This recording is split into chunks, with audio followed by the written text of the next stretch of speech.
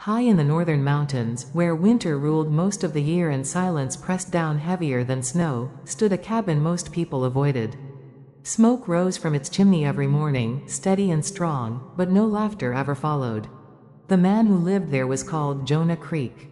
A mountain man by trade, a widower by fate, and a father to 5 wild boys no woman had ever managed to stay with. Jonah hadn't always been alone. Years earlier, the cabin had been warm with music, bread baking in the oven, and the soft voice of a woman who could calm even the fiercest storms, his wife, Martha. But the mountains were cruel to gentle souls. Fever took her one winter, leaving Jonah with 5 sons under the age of 10 and a silence so loud it hurt to breathe. Since then, women came and left. Some stayed a week. Some lasted a single night. None lasted a day with the boys. There was Caleb, the oldest, sharp-eyed, distrustful, already hardened by loss. Eli and Samuel, twins who spoke in looks and tested every boundary. Noah, quiet, always watching. And little Ben, who cried at night and raged by morning. They fought. They broke things. They refused kindness like it was poison. Jonah tried. He cooked. He cleaned. He hunted. He taught them to survive. But love felt like something he'd buried with Martha beneath the frozen earth. By the time word spread through nearby settlements that Jonah Creek needed help, it was already twisted into warning. Those boys ain't right. No woman should try. That cabin eats hope. So when the trader announced one spring morning that someone new was coming up the mountain, Jonah didn't believe it. Until he saw her. She arrived not on horseback, but walking. A small figure wrapped in a worn gray coat, boots too big for her feet, dark curls escaping a knitted cap. She carried a bundle nearly as large as herself. Jonah frowned. "You're lost," he said gruffly. The girl looked up at him with eyes too old for her face. "No, sir," she said softly. "I was sent." Jonah stared. Sent by who? She hesitated, fingers tightening around the bundle. "By people who said you needed help," she whispered. "And by God, I think." Jonah opened his mouth to refuse. Then the cabin door burst open. 5 boys spilled out, muddy, loud, defiant. Caleb sneered, "Who's the runt?" The girl didn't flinch. She stepped forward, placed the bundle gently on the porch, and smiled. "My name is Lily," she said, "and I'm not here to stay long." Something about the way she said it, calm, unafraid, made Jonah's chest tighten. He didn't know it yet, but this little girl would change everything. "If you are still with me, friend, hit the red button and let's lock in for the rest of the journey. Go get your favorite snack and beverage, we're here for a while. Connecting with you all is the best part. Tell me what time it is for you and which country you're listening from below." The boys circled Lily like wolves testing a stranger. Caleb crossed his arms, chin lifted in challenge. Eli kicked dirt at her boots. Samuel snatched at the bundle she'd set down, but Lily calmly pulled it back without raising her voice. "That's mine," she said. Ben stuck out his tongue. Noah just watched, his dark eyes studying her every movement. Jonah cleared his throat. "Boys, enough." They ignored him. That was nothing new. "Why are you here?" Caleb demanded. "You gonna cry and run like the rest?" Lily tilted her head, thinking. "I don't cry much," she said honestly. "And I don't run unless it's raining too hard." Eli laughed. "She's lying." Lily met his gaze. "You're loud because you're hurting," she said simply. The laughter stopped. For the first time, the boys looked unsure. Jonah felt something twist in his chest. No grown woman had ever spoken to his sons like that, not with fear, not with force, but with quiet truth. "You should leave," Jonah said gruffly. "This place isn't for a child." Lily turned to him then. Up close, he could see how thin she was, how the coat swallowed her small shoulders, how her hands were rough for someone so young. "I've lived in worse places," she replied softly. Jonah frowned. "Where's your family?" Her fingers tightened around the bundle again. "Gone." That was all she said. The wind swept down from the trees, carrying the scent of pine and melting snow. Lily shivered, just once. Before Jonah could stop himself, he shrugged off his coat and draped it over her shoulders. She looked up, surprised. "Thank you," she said. Caleb scoffed. "She won't last. None of 'em do. Lily looked straight at him. I don't need to last, she said. Just today. Something about that answer unsettled Jonah more than anything else. Inside the cabin, chaos ruled. Dirty dishes stacked high, mud tracked across the floor. A broken chair lay on its side like a wounded animal. Lily took it all in silently. You can sit, Jonah muttered. I'll make soup. She shook her head. I'll help. Before he could argue, she was already rolling up her sleeves. The boys waited, watching for the moment she'd scold them, or complain, or cry. She did none of those things. She hummed instead. A soft, gentle tune that drifted through the cabin like warmth. Ben stopped fidgeting. Noah sat down. Even the twins grew quiet. Jonah stood frozen by the stove. It had been years since music lived in this house. As the soup simmered, Lily pulled something from her bundle, a small, hand-carved wooden horse, chipped and worn. My brother made this, she said quietly, setting it on the table. He said it was for brave boys. Ben reached for it without thinking. Lily didn't stop him. That night, as the boys ate in silence and the fire crackled low, Jonah realized something impossible had happened. For the first time since Martha died, the cabin felt alive. And the little girl, who wasn't staying long, sat at his table like she belonged there. That night, the mountain settled into its familiar cold hush. Wind whispered through the pines, and snow crept softly along the cabin roof. Jonah expected the usual chaos when darkness fell, shouting, fighting, doors slamming, Ben crying until exhaustion took him. Instead, there was silence. Jonah sat stiffly at the table, listening. The boys lay on their bedrolls near the fire, eyes fixed on Lily as she knelt beside them. She held the small wooden horse in her hands, turning it slowly as she spoke. My brother used to say this horse could run away from bad dreams, she said. He said if you told it your fear, it would carry it off into the woods. Eli snorted. That's dumb. Lily smiled gently. Then tell it something dumb. Eli hesitated, then leaned in. I'm scared Pa won't wake up one day, he muttered. The smile didn't fade. One by one, the boys leaned closer. Caleb stared into the fire for a long moment before whispering, I'm scared we'll end up alone. Samuel clenched his fists. I'm scared of forgetting Ma's voice. Even Noah spoke, his voice barely audible. I'm scared of being angry forever.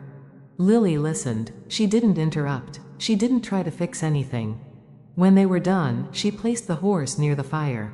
There, she said softly. It'll take them away. Ben crawled closer to her, clutching her sleeve. Will it work? She nodded. It always did. Jonah felt his throat tighten. He hadn't heard his sons speak their fears since Martha died. They'd buried them beneath fists and shouting and silence. Now a little girl, no older than 10, had opened a door he hadn't known how to unlock. Later, as the boys drifted into sleep, Jonah pulled Lily aside. You didn't have to do that, he said quietly. They can be difficult. She looked up at him. They're hurting. Jonah rubbed a hand over his beard. So are you. She tilted her head. Yes. The honesty of that answer struck him harder than any accusation. You should sleep, he said gruffly. I'll keep watch. She hesitated, then shook her head. I don't sleep well alone. Jonah nodded toward the corner. You can take the cot near the fire. As Lily settled down, Jonah lay awake listening to the steady rhythm of 5 boys breathing peacefully for the first time in years. Snow fell heavier outside. Inside, warmth spread, not just from the fire, but from something else entirely. In the early hours of morning, Jonah heard Lily murmur in her sleep. Don't worry, she whispered. I'll stay. Jonah closed his eyes, unsure whether to hope or fear those words. Because deep down, he already knew this mountain, and these boys, would never be the same again. Morning came slowly to the mountain, light spilling over the peaks like a cautious promise. Jonah woke before the sun, as he always did, bracing himself for the usual sounds, raised voices, a scuffle, something broken. Instead, he heard laughter. Soft at first, then louder. Jonah sat up so fast the chair creaked beneath him. By the hearth, Lily stood barefoot on the cold floor, her sleeves rolled up. Caleb and the twins were helping her stir oats in a dented pot, while Ben sat cross-legged nearby, clutching the wooden horse like treasure. Even Noah, who rarely joined anything, was peeling apples with careful concentration. Jonah stared, stunned. "What's going on?" he asked. Lily glanced over her shoulder and smiled. "Breakfast." Caleb shrugged. "She said we gotta eat before the work." Jonah frowned. "You listening to her now?" "She didn't tell us," Eli muttered. "She just started." Jonah didn't know whether to laugh or feel uneasy. Women had tried to impose rules, to command order, to force peace. Lily had done none of that. She had simply belonged. After breakfast, Jonah handed out chores, expecting complaints. None came. Caleb split wood without being asked. The twins hauled water. Noah repaired a loose board on the fence with careful precision. Ben followed Lily everywhere, holding her hand like an anchor. Jonah watched from the porch, heart heavy and full all at once. It couldn't last. Nothing good ever did. By mid-morning, the trouble came. Caleb and Eli began to argue over an axe, voices rising, tempers flaring fast as summer lightning. Jonah stepped forward, ready to break it up the only way he knew how. Before he could speak, Lily stepped between them. She didn't raise her voice. She didn't touch them. She simply said, "If you fight, you'll both lose." Caleb sneered. "What do you know?" Lily looked him straight in the eye. "I know losing people hurts worse than losing pride." The words landed like stones. The axe dropped to the ground. The boys backed away, breathing hard. Jonah felt something crack open inside him, relief mixed with fear. Later, as the boys worked in uneasy peace, Jonah pulled Lily aside. "You shouldn't put yourself between them," he said firmly. "They're not gentle." She nodded. "Neither was my brother." Jonah studied her face. "What happened to him?" Lily's gaze drifted toward the trees. "He tried to protect me. He didn't come back." The mountain seemed to grow quieter. Jonah swallowed. "You're too young to carry that." She met his eyes. "So are they." That afternoon, Jonah noticed something else. The boys didn't hover around Lily because she was weak. They did it because she made them feel seen. As the sun dipped low, Caleb approached Jonah hesitantly. She gonna leave?" he asked. Jonah hesitated. "I don't know," he said honestly. Caleb nodded, jaw tightening. "Then we shouldn't get used to her." From the doorway, Lily heard every word. She didn't cry. She simply went inside, and began mending a torn coat like she planned to stay. By the fifth morning, Jonah realized something unsettling. The cabin was cleaner. Not spotless, but cared for. Broken chairs leaned neatly against the wall, waiting to be fixed. Dishes were washed before they piled into chaos. The floor still held mud, but it wasn't ignored. Lily hadn't been asked to do any of it. She simply noticed what hurt the house, and tended to it. Jonah watched her sit near the window, sewing a rip in Caleb's coat with steady hands. Caleb stood nearby, pretending not to care, but he didn't move away. "Hold still," Lily said gently. "I am," Caleb muttered, even though he wasn't. She smiled. "Still means quiet too." He obeyed. Jonah turned away, unsettled by the ease of it all. He'd raised these boys with rules and consequences, thinking strength alone would hold them together. But Lily used something else entirely. Presence. Later that day, Ben fell. It happened fast. One moment he was climbing the stacked logs near the barn, the next he slipped, crying out as he hit the frozen ground. The sound ripped through Jonah's chest like a blade. Jonah ran, fear pounding in his ears. But Lily was already there. She knelt beside Ben, her hands gentle but sure as she checked his leg. Ben sobbed, clutching her coat. "Does it hurt bad?" she asked. Ben nodded frantically. She leaned close. "I need you to breathe with me. Like this." She inhaled slowly, exaggerated. In and out. Ben followed her, hiccuping breaths slowing. Jonah crouched beside them. "Is he?" "He's scared," Lily said quietly. "More than hurt." She wrapped Ben in her arms, rocking him softly until the crying eased. Jonah felt his eyes burn. He'd held his sons through pain before, but always stiffly, unsure, afraid of doing it wrong. Lily didn't hesitate. That night, Jonah sat across from her as the boys slept. "You're fixing things I couldn't," he said, voice low. "And you don't even seem to notice." She threaded her needle. "I notice." He frowned. "Then why?" Lily paused, looking at the fire. "When my family fell apart," she said slowly, "no one fixed the small things. Everyone waited for something big to change. But the little things kept breaking, until nothing was left." She met his gaze. "I fix what I can reach." Jonah swallowed. "People leave," he said gruffly. "I don't want them getting attached." Lily nodded. "Neither did I." The truth hung heavy between them. Outside, the wind carried the distant cry of a wolf, lonely, echoing through the mountains. Inside, the boys slept closer together than they ever had before.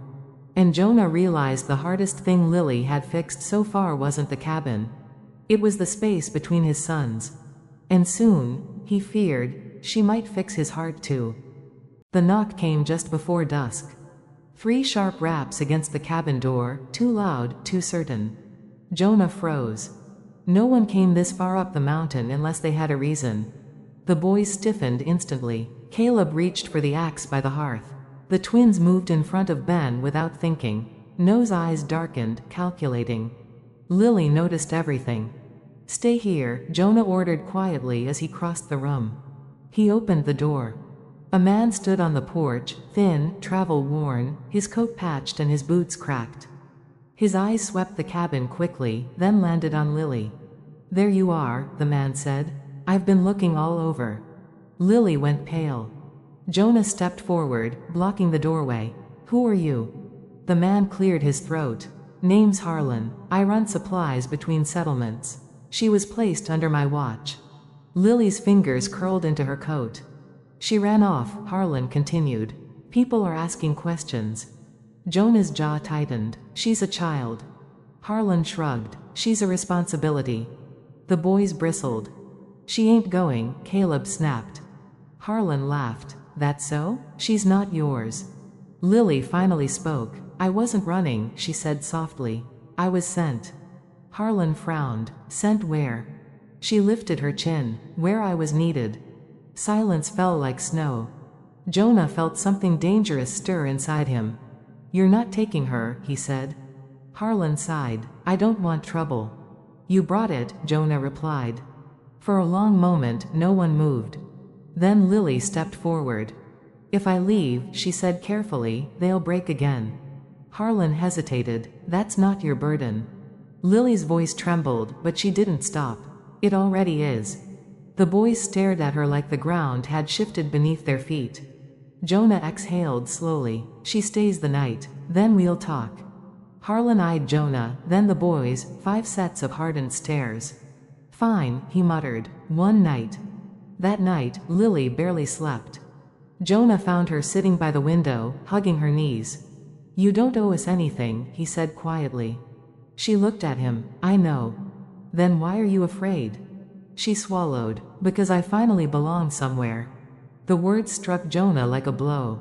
He had spent years convincing himself he didn't need help, didn't deserve peace. Now a child stood before him, afraid of losing the very thing he'd given up on. Outside, Harlan's shadow stretched long by the fire. Tomorrow would force a choice. And Jonah already knew. Whatever that choice was, nothing would ever be the same again. Morning came with frost clinging to every branch, the mountain holding its breath. Harlan stood outside the cabin, tightening the straps on his pack. He didn't look angry, just tired. The kind of tired that came from doing things because they were expected, not because they were right. Jonah stepped onto the porch. "She's not going with you," Jonah said. Harlan sighed. "You don't have papers, no claim." Jonah's jaw clenched. "I have 5 boys who need her." Harlan hesitated. "And what about her?" The door creaked open behind them. Lily stepped out. "I'll decide," she said. Both men turned. The boys gathered behind her, tense and silent. Lily looked at Harlan. "Where would I go?" Harlan rubbed his face. "Back to town. To families that take children in." Lily nodded. "Like the last ones?" Harlan didn't answer. She turned to Jonah. "If I stay, I don't want to be a burden." Jonah knelt so they were eye to eye. "You're not fixing us," he said softly. "You're part of us." Caleb swallowed hard. "She can have my bed," Ben blurted. The twins nodded fiercely. Noah spoke last. "We'll listen." Lily's eyes filled, but she didn't cry. "I don't need saving," she said. "I just want to stay where my heart is quiet." Harlan looked between them, then shook his head slowly. "I'll tell them you ran north," he said. "No one comes up here willingly anyway." Jonah exhaled a breath he hadn't realized he was holding. As Harlan disappeared down the mountain path, something shifted, like a weight lifted from the land itself. That evening, Jonah did something he hadn't done in years. He gathered the boys around the table. "We're changing things," he said. They looked at Lily. She smiled. "Small things first." They laughed, really laughed. Later, as snow began to fall again, Jonah stood at the doorway watching his sons chase each other outside, Lily's laughter threading through the cold air like warmth. Caleb came to stand beside him. "She didn't replace Ma," Caleb said quietly. Jonah nodded. "No. She just reminded us how to be a family."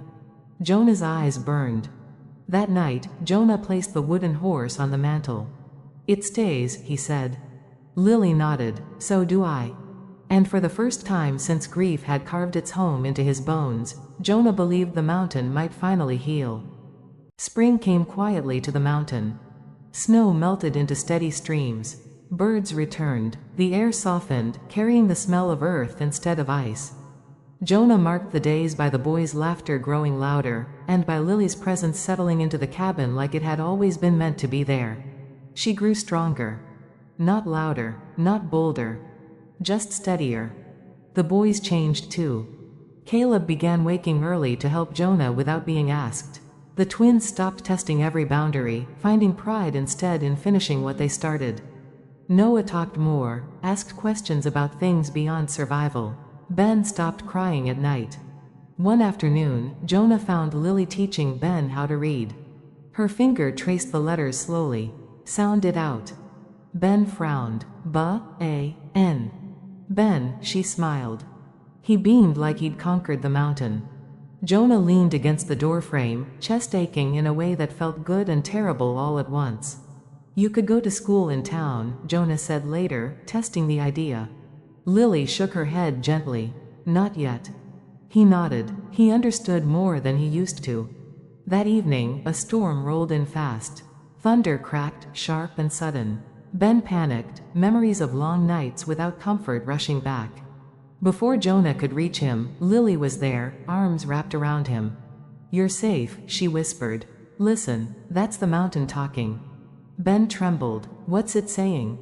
Lily smiled. "That storm's pass." Jonah watched, heart heavy with gratitude. But change never comes without cost. The trader returned weeks later with supplies and news.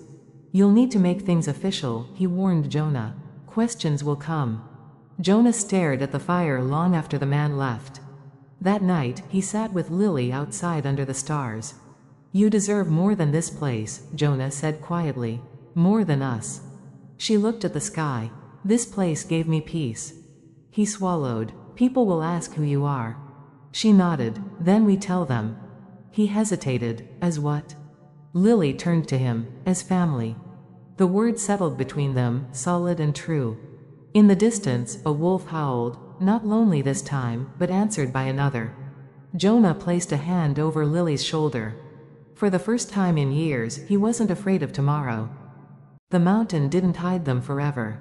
By summer, word reached town that Jonah Creek's cabin was no longer the place of shouting and broken things. Hunters spoke of orderly fences. Traders mentioned clean paths and paid debts. Someone even claimed they'd heard laughter echoing through the trees. Curiosity followed. The first visitor came on a warm afternoon, a woman from the settlement, her dress dusty from the climb. She stopped short when she saw the boys working together, hauling lumber without a single argument. Jonah stiffened. "What do you want?" The woman smiled gently. "I wanted to see if the stories were true." Her eyes landed on Lily, who stood beside Ben near the garden. "That must be her," the woman said softly. Lily didn't hide. She didn't shrink. She met the woman's gaze calmly. We're fine, Jonah said firmly. I can see that, the woman replied. I just wanted to tell you, people notice when things change. Jonah nodded, uneasy. After she left, Caleb kicked dirt. They gonna take her? Jonah knelt beside him. No one takes family. That night, Jonah made his decision. The next morning, he took Lily down the mountain. The boys walked on either side of her like guards. In town, eyes followed them, some curious, some wary. Jonah stood tall. At the council office, he spoke plainly. She stays with us. The men studied Lily, her calm posture, her steady gaze. She's young, one said. She's home, Jonah replied. There were questions, there were warnings. But there was no refusal. By afternoon, the mountain had a name written on paper. Family.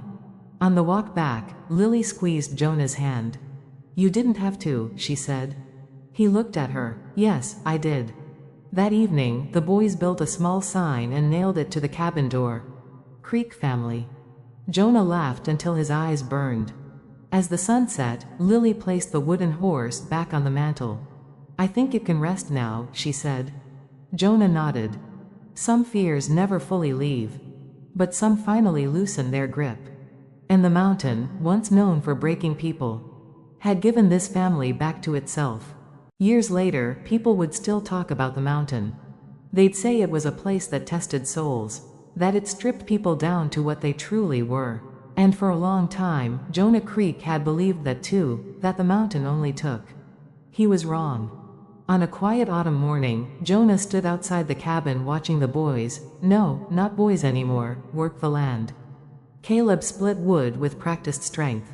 Eli and Samuel repaired the fence, laughing about something Jonah couldn't hear.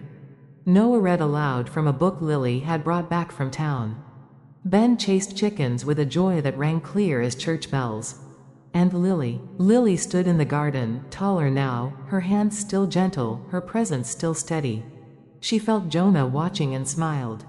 Come help, she called. He did. They worked side by side, the way family does, not because it must, but because it wants to. That evening, they gathered around the fire as the first cold wind of winter whispered through the trees. The cabin felt full, not just of people, but of history stitched together with patience and love. Caleb spoke quietly. If she hadn't come. Jonah shook his head. She came. That was enough. Later, after the boys settled in for the night, Jonah sat by the hearth where the wooden horse still rested on the mantel, worn smooth from years of being touched, believed in, trusted. Lily sat beside him. You stayed longer than you said, Jonah said softly. She smiled. I found something worth staying for. He nodded. So did we. Outside, snow began to fall again, not heavy, not cruel. Just enough to blanket the mountain in silence. Jonah realized then that the mountain hadn't changed. They had. Where anger once lived, there was patience. Where loss had ruled, there was memory without pain. Where fear once echoed, there was belonging. No woman had lasted a day with the mountain man's 5 boys. Because they didn't need a woman. They needed someone small enough to reach what was broken, and brave enough to stay. And Lily did. Not because she was strong, but because she was kind. And in the end, that was what saved them all.